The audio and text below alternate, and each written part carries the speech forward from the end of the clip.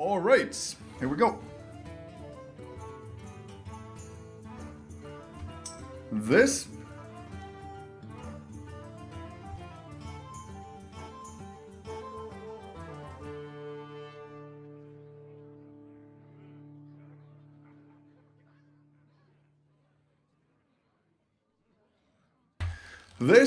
once again, is the Hearthstone.fi Monday night community tournament number 18, final match number 1. I'll just update the Twitch.tv broadcast title for you guys.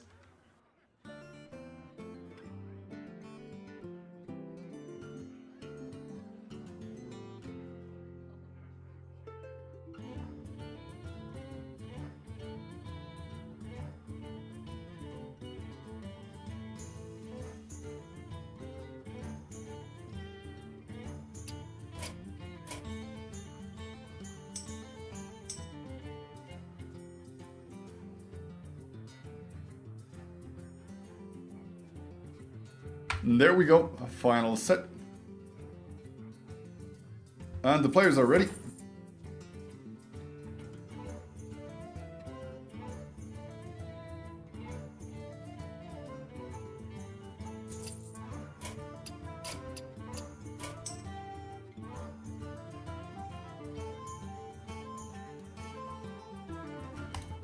Given the permission,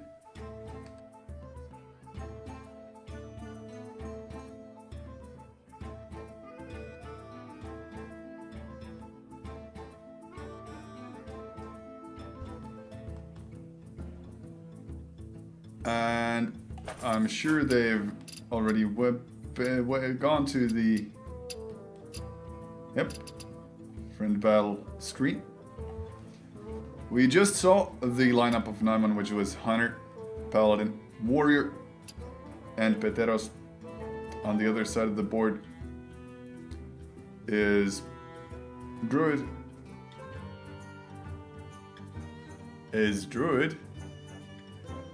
Oh, well, we'll see what he picks next. My memory fails me right now.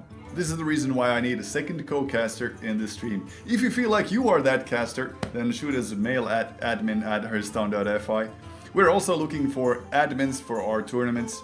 We are planning a second weekly tournament for Tuesday as well, so for that one, we're also looking for personnel. So if you're able to help us on Monday or on Tuesday, that would be great.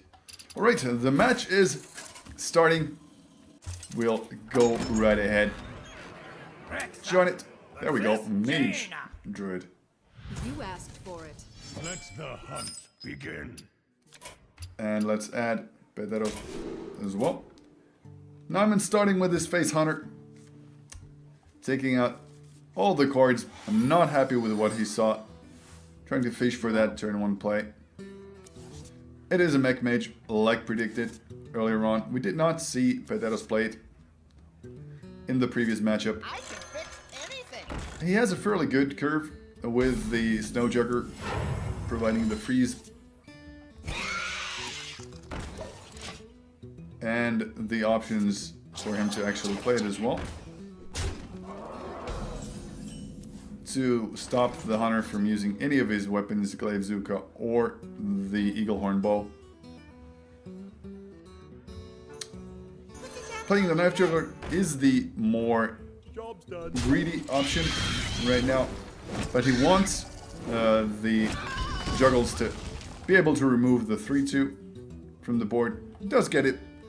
A bit of luck there, so it's a 1 in 3 chance for the first time. And it would have been a 1 in 3 chance for the second time as well. The first one sometimes is the charm. This Snow Jugger will probably be used to chuck out the Juggler, because of the Juggler's imminent and pretty consistent power level and danger. Whenever you're allowed to leave the Knife Juggler on board, it usually just ends up being a mistake. P3teros really can only play the Mad Scientist or the Mirror Entity. The Mirror Entity itself against the Face Hunter, it does provide some benefit. You could get the Wolf Rider, but you could also get the Abusive Sergeants. So I would value this Mad Scientist more. Is he disconnected? What to do? What to do? He could... No, he's not. He's just deciding on his actions. Freezing the face instead to deny the bow interaction. I get why he does it, but this Knife Juggler, man, you're gonna see it do wonders. Just the Unleash for 2 would not be worth it. Iron Beak into Abusive Sergeant might make the difference because you could deny the Scientist if you silence it. Then Sergeant up the one of those Spectral Spiders, clear out the Snow Chugger. Or just go for face, which is a fine opportunity. The Unleash the Hounds provides you 4 damage. Given you already have 5 damage on the board, the same amount of damage is basically provided with the Owl and those small creatures. You want to make sure that that 3-1 goes for the 2-3 first before you juggle for the last damage, because if it had hit the Snow Chugger, then the damage burst potential would have been a bit wasted. This way it was used more efficiently to go for the face, which you want to do when you are playing the Face Hunter, of course. Frostbolt top deck, enabling P3teros to maybe live just a little bit longer. And removing that Knife Juggler, so no more miraculous actions out of him. Mad Scientist into a Hero Power. This is very straightforward. When the opposing player doesn't have any board, all you want to do is you want to maximize your mana output, your efficiency when it comes to that. Just playing the Wolf Rider itself would not have provided as much, so very straightforward. Clockwork Gnome into activating the Blast Mage.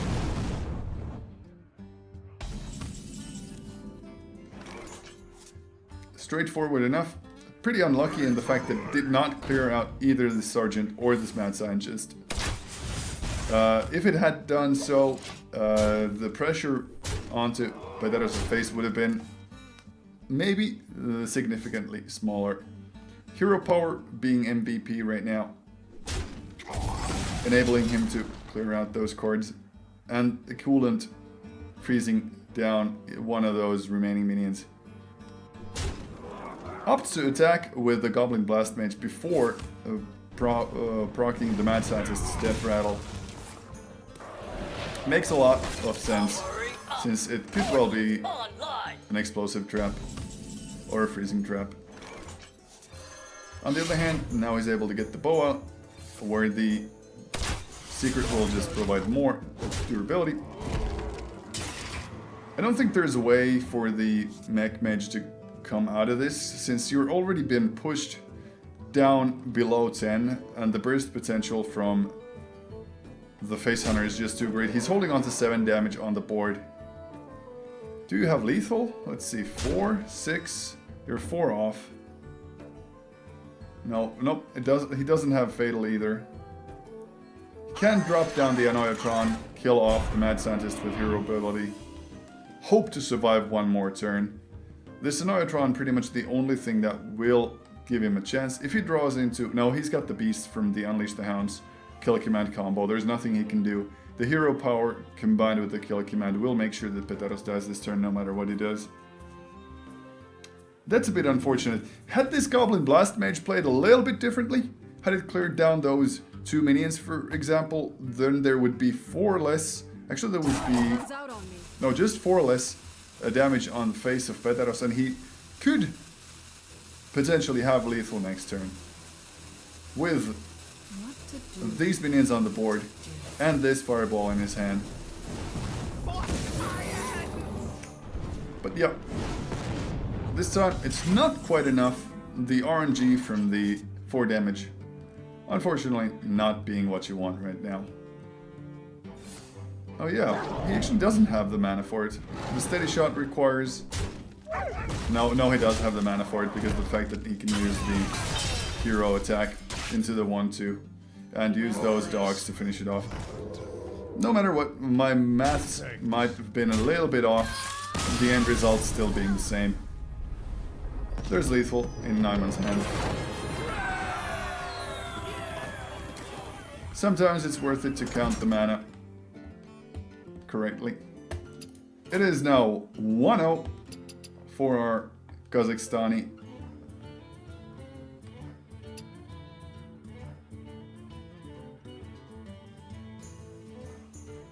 Sorry, it is now... Is it 2-0 already? Yes, it's 2-0 for our Kazakhstani player. The Face Hunter just reigning supreme over the Mech Mage. No, it's 1-1. Guys, I'm getting tired. I'm sorry about this. Yeah, of course it's 1-1. Face Hunter won the first match. No, it's 1-0. Oh my lord, somebody help me. I gotta check this. Ask the players.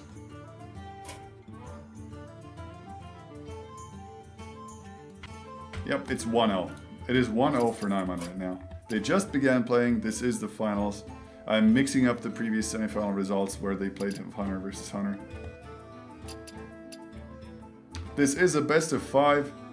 3 wins get you the 50 euros and the title of champion for the week number 18 of this tournament.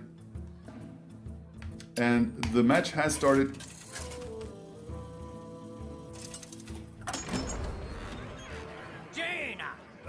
P3teros decides he wants to go for the Mech Mage again. You asked for it.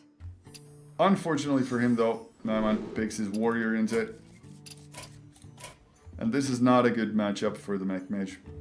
The warrior should be able to handle the aggression from the early game, wrestle control of the board back to itself, and just roll over the Mech Mage in the end game.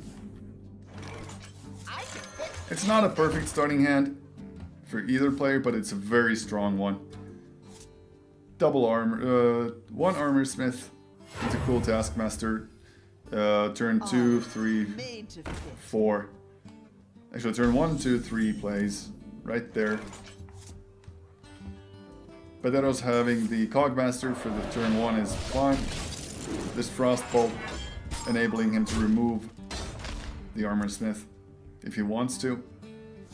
Opts to not go for the removal. That's interesting, given that the opposing player might play a second Armor Smith since he coined out the first one.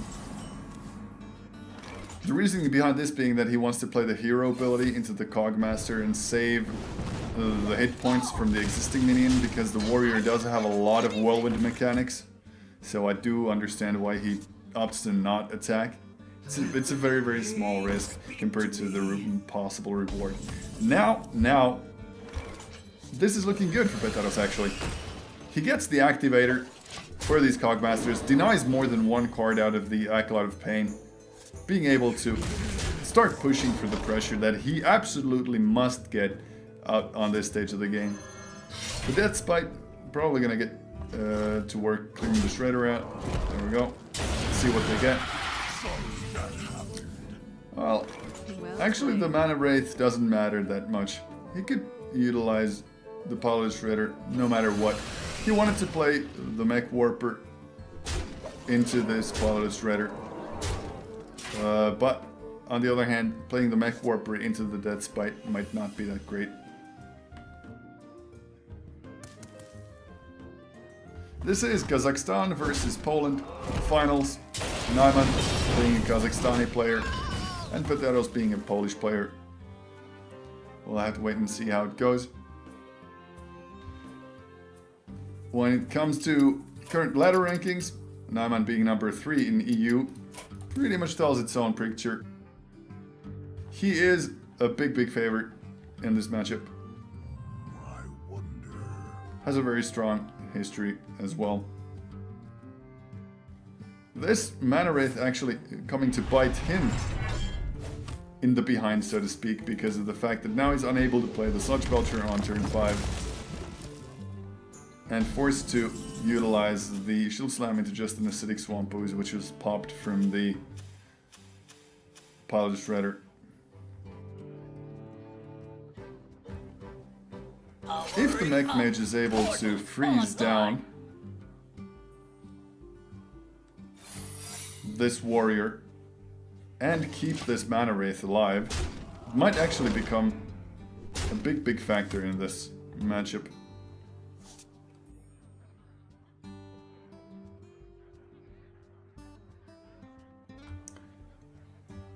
given the fact that he's unable to pop down his taunt minions or his shield maiden a little bit early.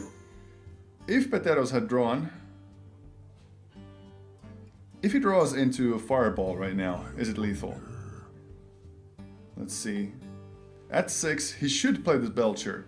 He absolutely should play the Belcher, because if he plays the Taskmaster as removal, there will still be 4 damage left on the board, in which case the lethal from the fireball threatens it. You can combo it with an Armor Smith if you play the Taskmaster, but you'll be dead. You'll just straight up be dead to damage. If you play the Belcher, you know it's a mirror entity. The opposing player will get to use the Belcher itself as well, so that's a bad option. Playing just the Armor Smith provides only 1 attack value to the opposing player. This might actually be the Mech Mage's match no matter what. Interesting. Interestingly enough, this Mana Wraith became very, very important for the match to work. Executing the Mech Warper. Yep, so it denies the Cogmaster's attack value as well. Effectively getting rid of 4 attack. So now he needs that fireball for it to be lethal. It's not a fireball, it's not lethal yet. You can go Snow Chugger, but you can't use the Blast Mage then. So probably just playing the Loatheb is the best option here. You could kill off the Mana Wraith into the Cruel Taskmaster, in which case the Snow Chugger Blast Mage combo does work. And gives you... Does it give you enough? Nope, it doesn't. It gives you 3 off lethal, in which case the Loatheb is better.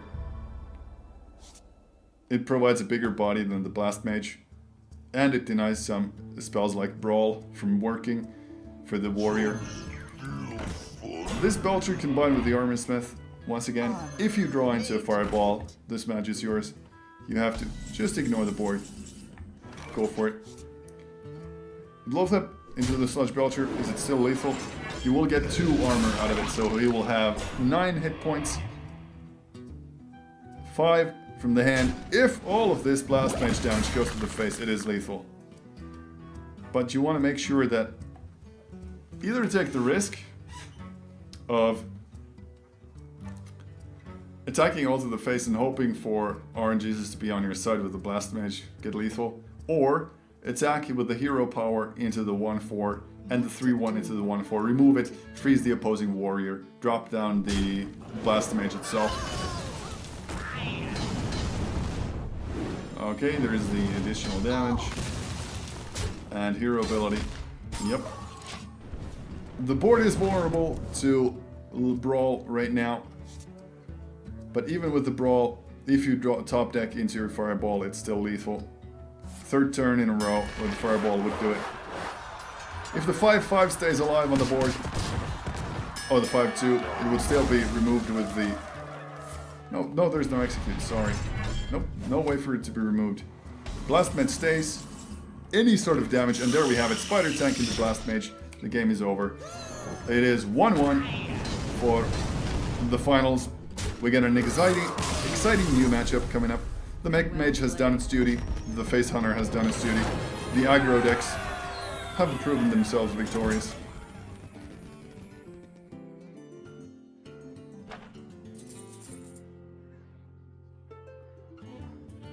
In this current meta, that Warrior pick is actually fairly good.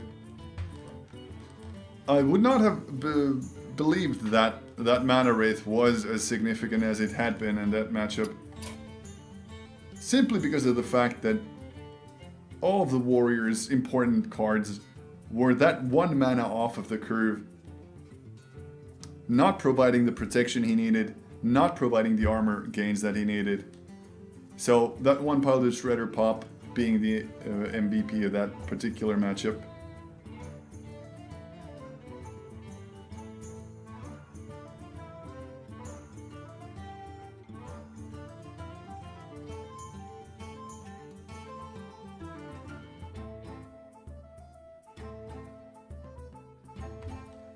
Both players preparing and already. We'll join Naiman this turn. We'll take turns between the players, provide equal amount of screen time for both. Let the hunt begin. I will fight with honor. Pretty bad starting hand. Maybe only holding onto the cog hammer is a good idea. He says the same, taking care of the Lotheb and the Tyrion, not wanting to hold on to them.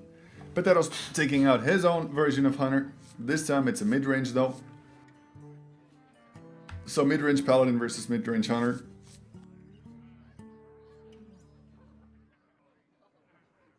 Throwing up all of the cards, hoping for a better start. This time it does pay off with the web spinner. But the high main, a little bit slow for this matchup maybe. And the Iron Beak Cal doesn't have any targets.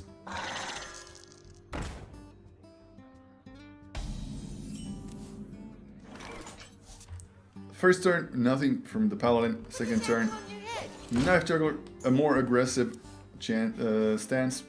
You know, there's nothing in the Hunter arsenal right now for turn 2 that would make a difference against the Juggler. Nobody really runs Arcane Shot anymore, so...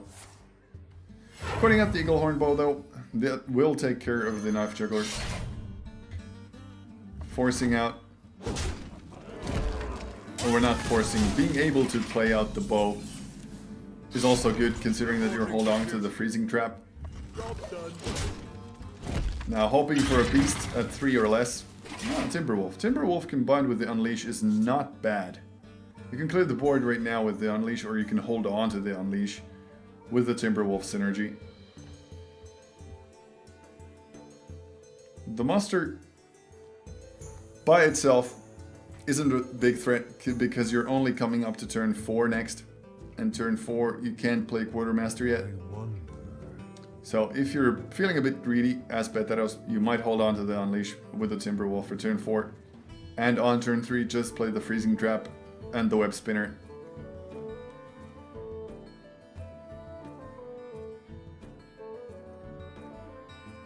Chet is asking what the score is at the moment. It is 1-1. I believe it is 1-1. Is it 1-1? If you know better than I do. Yeah, it's 1-1. Quickly.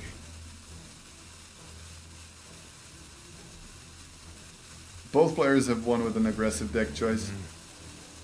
It is now the turn of both mid-ranges. He decides to go for the board clear. He doesn't want these. He needs to stay alive. I maybe personally... Okay, so now that was a smart choice now that we see the Quartermaster coming up. Because on turn 4, yes, he would have been able to clear it out as well. And leave the Timberwolf up, but there would have been a single 3 mana 1-1 in his hand. Well, that actually would not have made any difference, because you would have to have 8 mana for it to enjoy any synergy out of Quartermaster. To use a Freezing Trap on just a 1-1 is a bit of a waste, but you would get 1 charge for the bow more. So, you win some, you lose some in a way. At 4 mana, double Savannah Hyman doesn't really warm your heart that much. Just Freezing Trap hero ability. No reason to silence yet. You want to hold on to the silence for the opposing Tyrion on turn 8.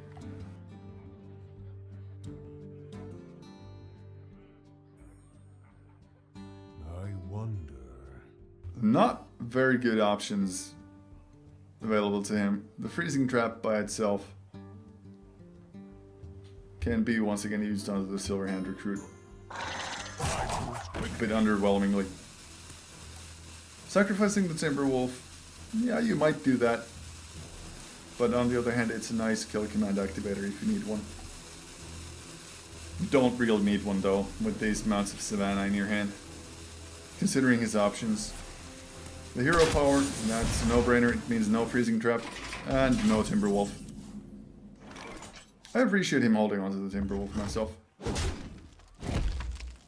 This Cog Hammer. Getting good value by hitting the Silverhand Recruit. Not doubling up on the Divine Shield, so to speak. Definitely wanting to use the Cog Hammer Battlecry before playing down the Knife Juggler, because you don't want to give the Juggler taunt. You want him to be nice and safe behind the taunt wall. Lost Tall Strider from the web spinner this time. Does fit the curve in a way. Item beaking out the Silverhand Recruit pretty much forcibly, so you can deal with the Knife Juggler. Just hoping at this point that the opposing player doesn't have any big threats coming up in the following turns. Clearing out the opposing player's board with the weapons easily is looking like a very, very strong turn number 7 with the Quartermaster, because he'll be able to pop down one more reinforcement, have 3 3/3s left on the board, and the existing minions as well. Very sticky, guys. Lots of damage output as well. That's 6, 12, 14 damage right away. He can actually even ignore the 6/5 high main and just go for face all out, because of the fact that even if he has double kill command, it's still not enough to kill him. It would require 1 more damage. No wait, 3 more damage from the opposing hunter. And there's nothing P3teros can do right now. There's no amount of board clear you can do to handle these minions. The hunter arsenal just isn't equipped to deal with it. This is why the mid-range paladin is just so much stronger versus the mid-range hunter right now. It's able to put out pressure earlier on more consistently and able to utilize its hero power much more efficiently. Nope. No way for him to taunt up the Savannah enough. Only option is to get, once again, the Doomsayer from the Pilot Shredder. Opting to not even try it. If he had gotten the Doomsayer, then the whole board would have been cleared out. And there would have been only 2 damage, straight damage from the Paladin. The Hunter might have survived 1 more turn. So in theory, P3teros had 1 out and he decided not to try it. So it's now 2-1 for Naiman. And we are gonna go ahead and start the match from his side of view. This is that warrior we've been seeing versus the shaman of P3teros. That was the last one that I couldn't remember. Currently in the international Hearthstone scene, considered to be the weakest class in the game at the moment, the shaman. Both in arena and especially in ranked. It's a bold move to take it with you into a tournament. Really requires some next level thinking to make it work. Turn 2, probably just gonna see a hero power from both players. Maybe Hunter's Creeper from the shaman side. Yeah, definitely. Fits the curve nicely, provides more presence than just a hero power. Well, an argument could be made to play the shield block already, but just playing hero power on the other hand is not wrong either. It's probably not... I haven't seen the Bloodlust in P3teros' deck yet. It's probably not a Bloodlust based minion deck, but it's definitely wrestling for board control aggressively. On turn 3, playing down the Spirit Wolves. The Fire War Axe will take care of them. But at least it forces the opportunity to use the Flame Tongue Totem on this turn effectively. And he cannot use the Fire War Axe to pop out the Flame Tongue Totem immediately. At the time of this match, it is now 2-1 in favor of Naiman versus P3teros, but yep, the chat is correcting it there. The Flame Tongue Totem obviously better than the Totemic Call hero power because of the fact that it will double up on the damage output with this Fire War Axe. Turn 5 Bomb Lobber could easily hit the Flame Tongue Totem. So let's see where it goes. Nope, not the intended target.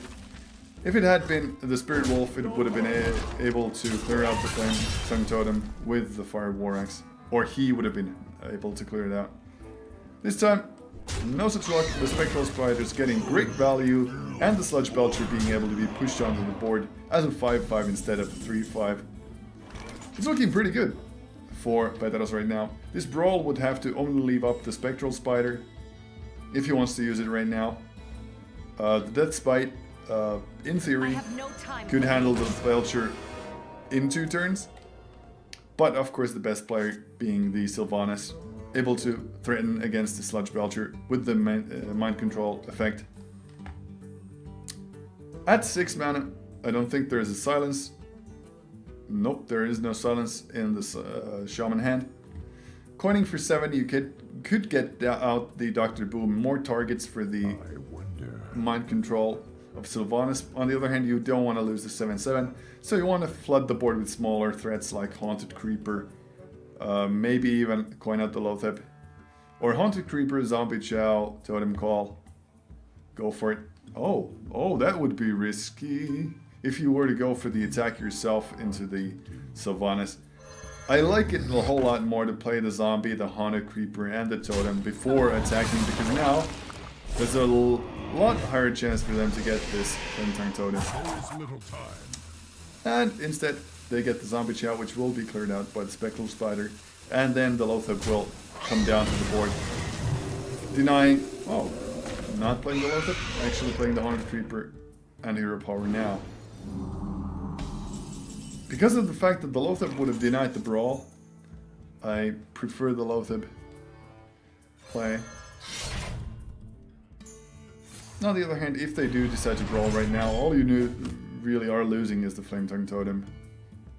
If it goes out, because the Healing Totem, Slime, those aren't major factors.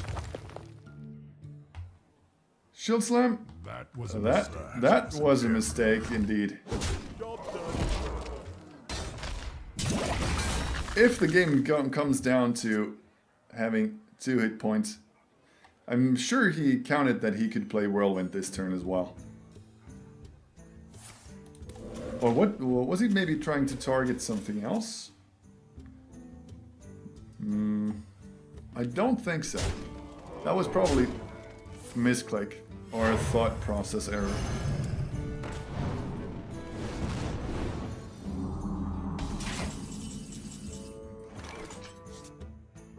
The Shaman threatening lethal this turn very easily. Maybe even forced to play the Sludge Belcher. Even if you go with the Death Spite and clear out the Fire Elemental. Nope. Not taking out the Flame Tongue Totem. Instead going for the Brawl play. If the 6/5 stays on board right now. Nope, doesn't. The worst possible option for the Shaman happens. The Healing Totem stays alive. The Brawl killing. Well, the Wrath of Earth Totem would have also been pretty bad. Dr. Boom, pretty much perfect on this curve. Providing pressure as well as presence. Your offensive own Dr. Boom will not be enough because that's 9 damage on the board. You're at 13, you would be at 14 with the hero power. Sludge Belcher into Death Spite may be the only option. You could Whirlwind out the Boom bots with Grom out, use Grom to kill off the Dr. Boom. Grom would still stay alive at 1 hit point if the Boom bots don't hit it first. No, that's what he is thinking about doing. This is just to survive, mind you. So, yep, there we go. The Boom bots hit it for the 1 that's necessary. That's almost insulting, you know. So you get exactly 1 hit point, which is enough. So from being active to going reactive, he does have the double Sludge Belchers in his hand, which will give him an effective 14 hit points more on this upcoming turn 10. Not even thinking about the Bomb Lobber right now, just straight up, when you get your turn, throw out both Sludge Belchers. It's true, the Bomb Lobber doesn't really have any other targets right now. So this is the only real play, but You would always want to see players think about their plays for at least a few seconds before committing to them. P3teros, well, he can efficiently clear out the Sludge Belchers with the Fire Elemental plus the Flame Tongue Totem. At 10 mana. First attack with Lotheb leaves the 1-2 up. Then use the Flame Tongue Totem to utilize the Healing Totem to take out the 1-2. Fire Elemental, 3 damage for the Sludge Belcher. 2 from the Wrath of Air Totem to clear out the second Sludge Belcher. And then just either Hero Power or use the Rock Biter weapon. Oh, it depends.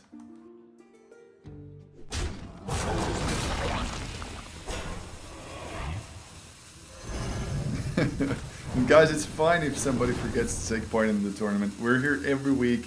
You have a lot of chances to make it work. Opting to use the Lightning Storm on 2 targets instead of using the Flame Tongue Totem. It's not bad. It's not bad. You get overloaded a little bit, and the Flame Tongue Totem stays as a threat in your hand. This is instant damage, so to speak.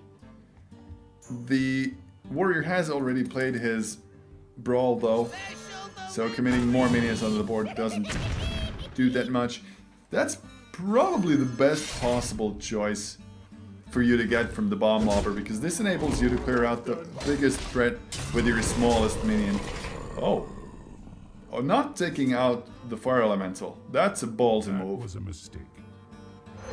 A really, really major move. On the other hand, the warrior would have probably lost anyway, since the fact that there was the Defender of Argus Rock Biter weapon providing damage output. So it is now 2-2. This final is going into the last deciding match of this best of 5 conquest. We will be looking at it from the eyes of P3teros. It is his turn. It will be the Control Warrior of Naiman versus P3teros's, I believe it's Hunter. Did he win with the Hunter already? He won with the Mech Mage and with the Shaman, so it'll be the Hunter. Yep. And on paper, this is the Warriors match. The Warriors should be at an advantage.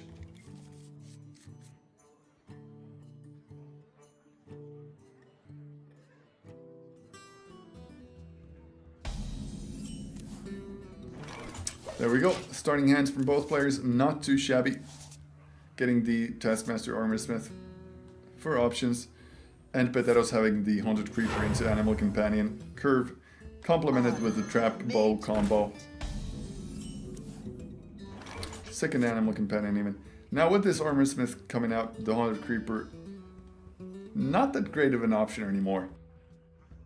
The only upside is the fact that you have the bow waiting for it, so if you play the Creeper, attack it once and then use the bow charge to take care of the Armorsmith, it does work.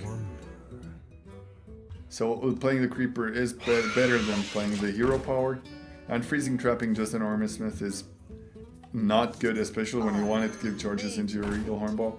And now we have the double Armorsmith situation I was talking to you guys before. This is really tough. You want to roll the Animal Companion for a Leok right now. Not a Leok, sorry.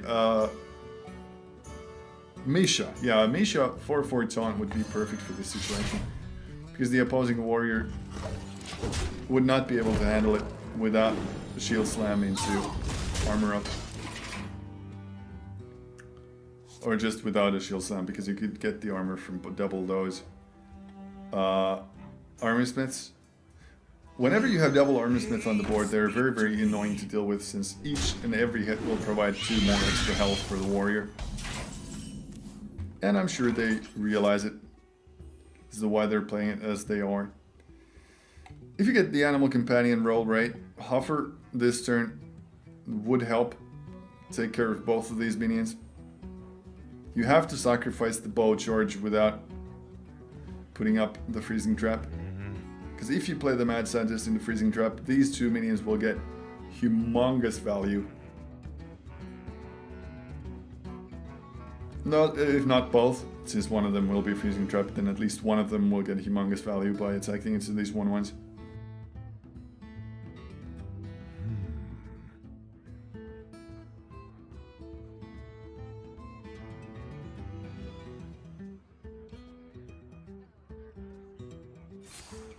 But, yep, the worst possible roll from the animal companion pops up.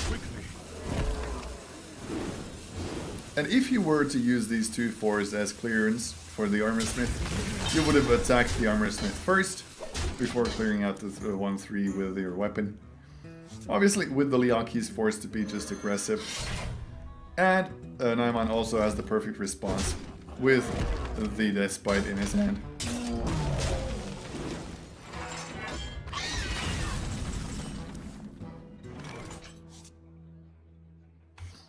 It's not looking good for the Hunter. Like I said previously, this matchup is pretty much the Warriors. Now you get the Misha, when it is completely useless against the Death Bite. I'll show them. I'll show them. Leok would have been good, would have been able to clear out the Armor Smith. Huffer would have been okay, would have also been able to clear out the Armor Smith. Misha, not okay, since the opposing player already has the Death Bite, we're just waiting for it. Using the 1/1 to clear the Armor Smith with the Death Rattle of the Warrior's Death Bite.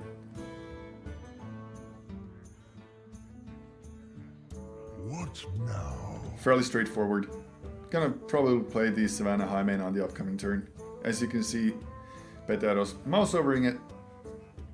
Unless there's something specifically weird coming up from the deck, that would take precedence over it.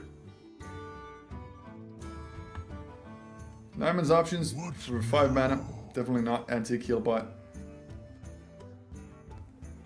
Cruel Taskmaster, nope.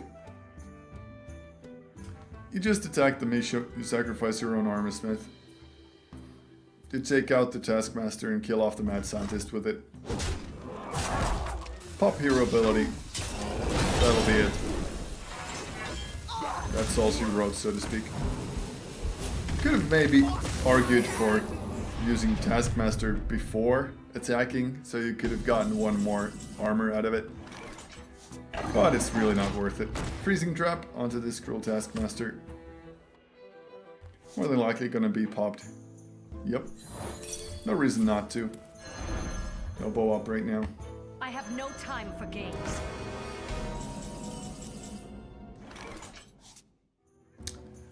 On turn 7, second Freezing Trap against the Sylvanas, preventing the Highmane from being popped.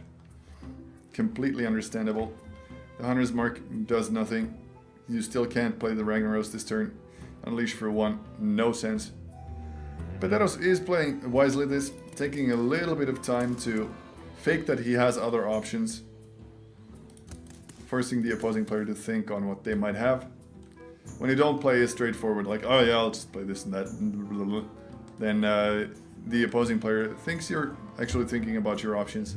There's no harm done in taking your sweet time, so to speak. Maybe even going for the rope when not necessary, but this is a bit more polite. Being able to attack with the Savannah Highmane into the face is a very, very big plus in this matchup. The heal bot pretty much just putting all that effort to naught, though. If you want, you can consider going for the shield block, maybe try drawing something into the Taskmaster, or maybe getting shield slam action into the Savannah Highmane because you are expecting for the second Freezing Trap to be there. There we go. That didn't quite hit the mark. Yep. That didn't quite hit the mark. I think P3teros Didn't quite hit the mark. is aware of the fact that his Freezing Trap didn't get popped.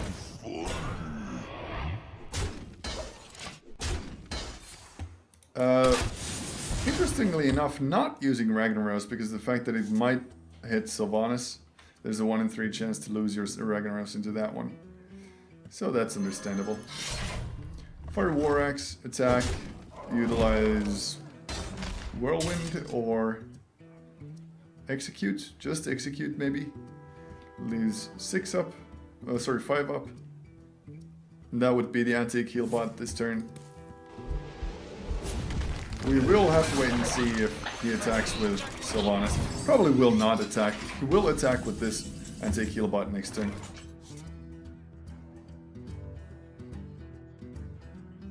Now, the options for P3teros. He could clear out the 3-3 with these 2 minions. Kill command the Sylvanas. Let the opposing player take the 2-2. Could go for the Unleash for 2.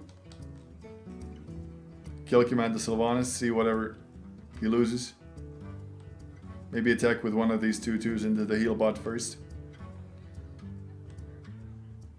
So the odds of taking out a 2-2 are smaller, and the 1-1s and the 1-2s will be able to handle the heal bot. You could just Hunter's Mark the 5-5 with the Unleash. See what happens. There we go. Oh, Hunter's marking the heal bot actually. And not using the kill command. Interesting enough. Still just wants the freezing trap to go on the Sylvanas Windrunner. Probably gonna prop Alexstrasza this turn, or go for the more defensive Shield Mater and or Sludge Belcher play. With the Sludge Belcher you're able to activate the Taskmaster's damage, so I understand why that play was done. It was a bit maybe fast, once again. Naiman playing his turns really quickly, considering that he's at this level already. These, both hyenas able to take care of all the smaller minions easily, once again forcing the Sylvanas to not attack. It is pretty good. This single freezing trap has done a whole lot of work against the Warriors board right now.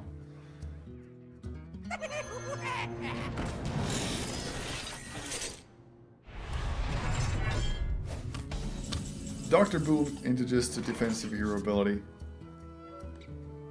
Now you will not be able to prevent the freezing trap from being used by something other than Sylvanas. Even if you had a second Unleash.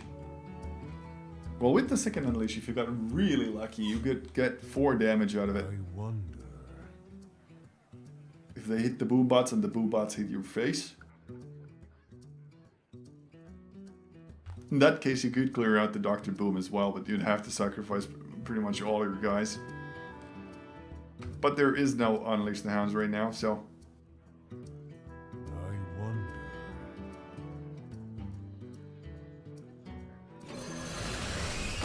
Yep. Instead, just go for the aggression. I would personally love to see... Oh, I was just about to say, love to see an attack on the boom bots. And he does it. Just so both of these minions, which are already really expensive, become way more expensive if you attack with them. But on the other hand, you get more boom bots with Dr. Boom, so it's not that big of a deal. This Ragnaros just waiting in the hand, trying to be useful. Nope, freezing trap. Alex into the face. And suddenly the warrior is at a huge advantage. The owl does nothing. There is no way to clear out the Alex except for the Ragnaros to hit Lucky. And it does need to hit the Alex. Everything else is lethal. If it hits the Alex, the game can still go. Ah, and it does! Wow! Wow! And the warrior actually doesn't have any straight up damage. He has to draw it from the Acolyte of Pain Whirlwind combo right now. Let's see. Let's see. There's a chance that P3teros can take this. This is really close right now. If he gets any weapon, anything at all, he has a chance to make it. Otherwise, P3teros will just attack face with the Shredder, take the chances of hitting with the Ragnaros. No direct damage right now. That's 12 with armor up. Shield Maiden is definitely better. And forcing the trade into the Ragnaros. Of course he's going to trade into the Ragnaros. Yeah, that makes sense. Silence down the cards. Enables kill command, 7 damage, 9. 11 is not enough yet. It's not enough yet. Kill command takes out the 5/5 shield maiden, more than likely. Yes, it does. Steady shot and go for the face with the 4/2. Oh, actually taking out the 1/2 acolyte first as a priority. I wonder why you would do that. It does preserve the Iron Beak Owl though, so in a way I do understand why you do that. Bomb Lobber into the 4/1. One of the worst possible 2-drops to get from the Shredder is this 2/1 by the Hunter. The basic weapon is just go for the face, try and finish the game as early as possible. Now, forced to trade both minions into the 3/3 to prevent the lethal. It is looking bad, really bad for the Hunter right now. He didn't draw his needed response, and Warrior's just able to keep armoring up, armoring up, armoring up. He's even got the taunt in his hand, so...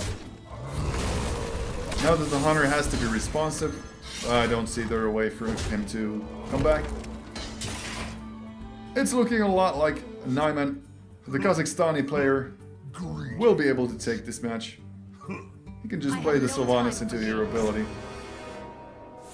Pass it off. Yup. This match just does nothing. Unless it's some sort of weird BM, which we will not see. That's the end of the tournament. It is 3-2 for Ole Naiman. Naiman from Kazakhstan beating out P3teros from Poland. We congratulate the winner on his excellent performance today in the Hearthstone.fi Monday night community tournament number 18. My name is Markus Olodyn Koskivirta. It's been a pleasure to cast with you guys. I want to thank our sponsors Fraktio at www.fraktio.fi for providing us this opportunity to run these tournaments for you guys. Until next week, keep playing more Hearthstone.